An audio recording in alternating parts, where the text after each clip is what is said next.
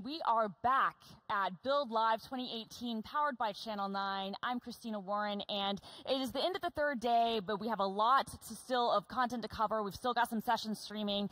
But in this break, I'm actually joined by 5 amazing guests, members of the Build MC program. And this is a program that the Windows group did this year, where we reached out to 5 amazing developers, each from different backgrounds with different focuses, to kind of see Build through their eyes. And so cameras follow them around, they share their experiences, and everything is being documented on the Build website, so that if you're not here in person, you're watching from home, which you probably are if you're watching this, because if you're like at Build, like be at Build, like, you know, we're great, but be at the conference.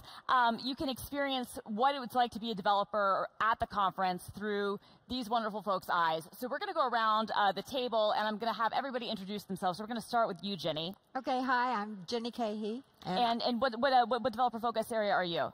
I'm a commercial developer. Commercial developer. Yeah. I'm Lucas Risotto. I'm the mixed reality developer. Okay. And I'm Iris Claesson, and I'm consumer developer. And I'm Rishi Suresh, and I'm the newbie developer. I'm Neil Turner, and I'm the mobile developer. All right, so commercial developer, is that what we're saying? Enterprise, is that kind of how we're defining that, Jenny? Or that's the way I'm defining it. That's the way you're defining it. That's the sort of software that I'm familiar with. Gotcha. And newbie developer, so how long, but how are we defining newbie? How much is newbie? The way I see it, a newbie developer is just someone who's kind of either self-taught or new to the field, maybe not necessarily in industry. So it's kind of the unrefined developer in some sense. And is that how you see yourself, or is that kind of the lens you're trying to kind of view things through? I think I see myself as more kind of the cowboy developer, figuring things out as I go. So I think that's the audience, hopefully, that I'm catering to as well. Awesome. And so let's just kind of go around. I want to hear from you guys. Iris, we'll start with you. What was your experience been like at Build, especially having cameras following you around and kind of being part of this content experience? What's Build been like for you? Well, to be honest, it's been a bit makes me very nervous, because I'm not used to having a camera following me around, or several cameras, and it's a bit difficult to say act natural, and then at the same time don't mind these cameras looking at you. But it's been fun as well. It's been quite an experience. And I've had the opportunity to watch some really good sessions and share my experience with people, both online as well as on social media and so on. So it's been good and stressful. Stressful. Neil, what's been your favorite part of the experience so far? Or Build, I mean, either, whatever. Funnily enough, it's actually just really catching up with friends and people I know. It's a great opportunity just to meet friends who maybe I've chatted to people on Twitter, but so many people from around the world are here that I get to see, but from Europe, the States, Asia. It's just really nice to see people. And of course, I'm lucky enough to know some people at Microsoft, so it's just great to see them again. What about you, Lucas? You're a mixed reality guy. I see you on your phone earlier. How much mixed reality stuff have you seen at Build? Like, what's the most exciting mixed reality thing you've seen so far? Ooh, there's every single little bit of the cool thing about mixed reality is that you can do literally anything, and seeing what people choose to do with the technology has been particularly interesting. I got to try out some eye tracking demos, which was really compelling. I really believe that it's going to be a big part of the future moving forward. There was an escape room that they've built, that Microsoft has built, along with some analog technology as well, with some analog elements mixed with the HoloLens. And that kind of blend of digital and physical is really starting to show in some creative ways. And it's really, there's so many uses, not only when it comes to enterprise, but also just seeing how our relationship with software is changing. And a lot of the talks and the sessions actually focused on that point, which I was really glad to see. See, that sounds great, and I love the idea of both of the escape room, both analog components and HoloLens. But what I don't understand is, as great as it is, and I love the content you guys are putting out on the Build Live website for the Build MC stuff, so why we didn't have a HoloLens Build experience? See, I don't know how far away we are from that, but wouldn't that be cool if you're just at home and you kind of, have your headset on and it's like you're, petting the mini horses and hanging out with people in the rooms? Yeah, we'll get there, but there's it's such a complicated piece of software. Right now, we're still finding out what the basic design standards are, so it will happen, but it will take some time. Harsh, what's been your favorite session that you've seen? Attended? I've seen quite a few sessions, but I think the favorite ones I've seen have to do with kind of how to implement a lot of the new artificial intelligence technologies that they're announcing, and how to implement that on the cloud. Because it's a powerful new technology that's coming out, but I think accessibility in some sense is limited because it requires very powerful hardware to run. And some of the new sessions, like one of the ones I saw today, was just talking about how you can take some of these machine learning models and run them on Azure with just like 5 lines of code. So I think that's really exciting and probably the most useful bit of things. Is that something you see yourself using in your cowboy coding? Futures? It's something that I already use quite a bit. So I just have a computer with a GPU at home, but if I can now run things on the cloud easier, I'm definitely going to be using that. I mean, your power bill is going to be lower. Exactly. I mean, you can instead just go to mining cryptocurrency on your GPU instead. Exactly. That's how I make the money to pay for Azure. Right? There you go. Ginny, is there a session or a talk that you've seen that stands out from the conference?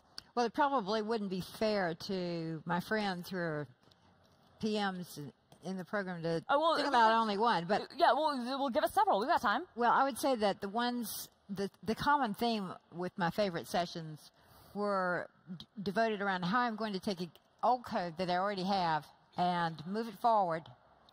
I'm actually going to be able to use the stuff I'm seeing it build. Usually I come to build and I think, great, this is cool. I go build some demos for myself. And then my corporate customers are on an older version of Windows. Right. But they're now moving to Windows 10 in large numbers. And Microsoft's giving me the opportunity to take old code and even Windows 7 with new installer technology. And so the MSIX stuff that Kevin was talking about in the keynote yesterday, and also some of the additions that are coming with Fluent Design to work with some of the older. I think that might have been something, but I know there's some other backward compatibility things that are coming there too. So that's great. I think the idea is they want the old code to look like the new code on the desktop, so the user feels comfortable switching among different applications. And yeah, I'm a big fan of that. It's all about blending and bridging between the two ecosystems, which is really neat. You were referring to the XAML Islands. Yes. Yeah, which is really cool. Neil, there's been obviously a lot of stuff on the mobile front. Is there anything particularly exciting from a mobile perspective that really kind of stood out to you that makes you excited to go back, in your day job or to tell other mobile developers about? Yeah, well, that's the fun thing about my title. It's not necessarily that I'm developing on mobile. It's more the transition from mobile to desktop, which is the funny thing about my title. Yes. Okay. But no, essentially yes. There's so much. In fact, being here, you always say you're going to watch lots of sessions, but you don't get to watch as many as you think. And then really a lot of it is about watching the session videos at home. But I think as Jenny was saying, my favorite is definitely Fluent and composition, because I've been following especially composition for a long time. And what is great now after a few years is that we're finally seeing Fluent able to manifest and use all of this all the APIs that are gradually being added to the operating system. And it just means you can make really nice apps, because I like design, and certain other operating systems also have nice design. So it's just nice to see a newer design language other than Metro. So come out of Microsoft and actually have a name that we can pronounce. Yeah, so yeah. It's really because good. For a long time it was just like the artist formerly known as Metro. Like we didn't really have a name for it. Now it's Fluent. It's now a couple of years old. It's evolving, getting better. So yeah, it's always nice to have names, right? Because it's hard when we don't. Did anybody here go to any of the progressive web app sessions or talks, any of that? Actually, yes, I did. So even though my focus is typically C# and XAML, so it's kind of classed as native, I do genuinely like to keep up with kind of the other side. And I might not necessarily be making PWAs tomorrow, but it's just interesting to see how the different technologies evolve. If even just to say, maybe I won't use them or they're not ready for what I want to do yet, I think it is good to be informed. I mean, the same is also true of React Native. I don't necessarily have something tomorrow I'm going to make with it, but it's just good to keep an eye on these things and see how they're progressing. If even just to, when you look at C# and XAML and they ask for suggestions as to what we should be doing, it's a case of, well, you kind of, PWA is doing something interesting. Maybe you can take ideas from that. So you're a C# guy. How many of you are C# developers? Would you kind of say is your primary? Primarily C#. Primarily, all of us. So all right, so all of you guys. All right, so yeah. What are your thoughts on .NET Core 3? Love it. Oh, yeah. Love it. Yes. Love it. Very exciting. Yeah. .NET version hell across different apps. That's a real thing. Yeah. I just got a support email this morning that resulted from something similar to that. I mean, it's something that I really do have to deal with. And being able to solve that problem once and for all, it's going to be huge. Yeah, being able to have to maintain the two versions side by side. Absolutely, absolutely. Or to be able to package up your application, Yes. if it has some legitimate reason to use a specific version, to package it with the XE. And I understand the downsides of that. It doesn't get security updates from Microsoft, but Sometimes that's it's an what you option. have to do. Yeah. Yeah, options are good. Yeah, I think when you're starting to do some development and you make this beautiful app on your computer, you give it to someone else to try it out, and suddenly it says .NET Framework error, it's not the right version. Yeah. We've all seen that happen. So like Ginny mentioned, it's good that self-contained package, much easier to distribute. And then also with specifically with UWP at the moment, .NET Core, it's used somewhat, and we end up getting a slightly different version that's behind. So that the plan with .NET Core 3 is it's a kind of a universal version that we all get. The releases are the same. So I think that's also very important that as well as all the other advantages that were talked about, that the platform generally is moving forward at the same rate. So basically, when new APIs are announced, we all get them as opposed to having to wait 6 months until the next build. Yeah, so it should be really good. And even having like the UWP and desktop support, I think for some of that the desktop package support, I think it seems like that's a big deal too. Exactly. Although we've already heard a few times, people seem to think that means that the apps will run on different platforms, but that's not the case. So the desktop packages mean Windows only. Right. Yeah, but it's really good. Everything kind of being uniform, and I think it's with .NET Core and .NET Standard, it's been something that's been talked about for a long time in terms of unifying everything, having it under the kind of the one banner of .NET Core, and it's really good to see that's quite near now. It's not something going back a couple of years, it was quite a way away, but just having .NET Core 3 kind of unify most things will be really good. Shipping the controls out of band is going to be a big help too, because then we don't have to wait for all the desktops to get to a certain subversion of Windows.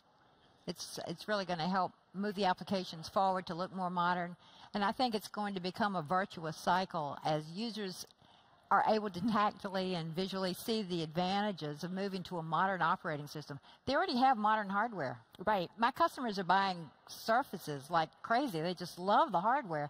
And then they go and put an old application on that's built with WinForms, and it looks, dorky. Yeah. So this is going to help. Yeah, I mean, that's one of the nice things in having kind of the high resolution support, high density support, and making things look better. And like you said, I mean, I think maybe making customers feel, oh, I'm already using this. It's not as scary to go through the process of modernizing what I might already have. It's worth, maybe some of the time, and it's always hard to sometimes move things forward, but it's worth that because the end result will be good. Or even not modernizing. Yeah, I mean, it's good to have the option to leave things the same. Yeah, absolutely. If they're tested, but also the ability to take advantage of hardware that gives them new opportunities. I attended a session today on inking. I had never really considered inking for corporate customers, and it gave me a new way of looking at, especially on a tablet, it makes a lot of sense to have a stylus or pen. No, especially I think when inking, it can get so much better when we talk about some of the AI things we were talking about. When you think about the possibilities of that, what do you guys think about some of the Windows ML kind of announcements and things from that nature? Well, that was really exciting. I went to a session on Windows ML, and I actually. Although it's nice to have the cloud to help out in terms of more juice, but I also like the idea that you can bring machine learning closer to the actual device that will be using it for everything from performance reasons to also might even be security reasons, which for me is I'm more than happy to do some machine learning and I want to test things out, but I actually don't feel quite comfortable putting everything out there. So I like running it locally, and it's really exciting. And the .NET ML stuff is also very exciting. One note on inking. One problem that we have with mixed reality right now is that keyboards don't translate very well, especially for interactions with controllers. Right. I am particularly interested to see whether those features are going to be pushed forward in such a way that we can actually write on forms using controllers and actually bring handwriting to mixed reality in an interesting new way. No, that is an interesting idea because obviously I think with the power of some of the cameras and some of those sensors, you could capture, the stroke kind of the same way and convert things theoretically, or do some other things, or even if it wasn't handwriting per se, other kind of symbols or gestures to kind of help things could be really good. And it's interesting because even like this simple act of logging in or filling a form is very taxing and slow in mixed reality at the moment, and something like that would fix it. So obviously Lucas has a lot of experience with mixed reality stuff. How many of you have used HoloLens, and did you get a chance to play with the HoloLens at all during builds? Yep. Yeah. And what are kind of your general thoughts on that? Oh, I thought it was a really cool experience, actually, because, you know, like Lucas already mentioned, the puzzle this morning. So we did that puzzle together, and that was really interesting. I think the biggest application of technology like that is you get to kind of blur the boundaries between the informational world that we have right now and the real world. It's quite separate with screens and reality, right? And I think with something like HoloLens, you start to blur those boundaries a bit, and you start pulling in information from out there and projecting it onto the real world. So I think that opens up a lot of applications that we don't even really know yet. So we'll see in a few years probably what those applications are. The hardware is going to make a big difference, too, like the hard hat HoloLens. Yes. I mean, all of a sudden, so cool. that's looking like maybe something that an enterprise could use. I'm still struggling to find an excuse, quite frankly, to get a HoloLens and use it for business. But that makes it look like a business device, and that's important. Yeah, no, definitely. I mean, in the booths, you know, there was in the expo hall, there was a kind of a farming station focusing on agriculture and things like that, and you can see how obviously IoT really plays a huge role in that, but you can also even foresee a role where HoloLens and mixed reality could help in areas where it might be useful to say, okay, this is the age of this soil, or this is, you know, how long this has been here based on its location, without having to pull out a sheet just to have it kind of, you know, sitting on top of something. Yeah. Or if you're in a hazardous environment. Yes. Yeah. That's not uncommon. We've even seen some, like one of the demos that just came to mind was this medical demo that I got to see, and it was basically overlaying kind of internal anatomy onto a mannequin, so that you're looking at a mannequin, but you're seeing all the anatomy and everything internally, and then they had an ultrasound probe that you could use and see what slices you're actually seeing of part of the human body. And, you know, that I think that's kind of a huge step for something like medical education, because, you know, traditionally when we learn anatomy, it's 2D images in textbooks, right? And you have to do a lot of thinking to try to translate that to 3D. So if you see it in 3D right in front of you, that just solidifies the learning a lot better in your head.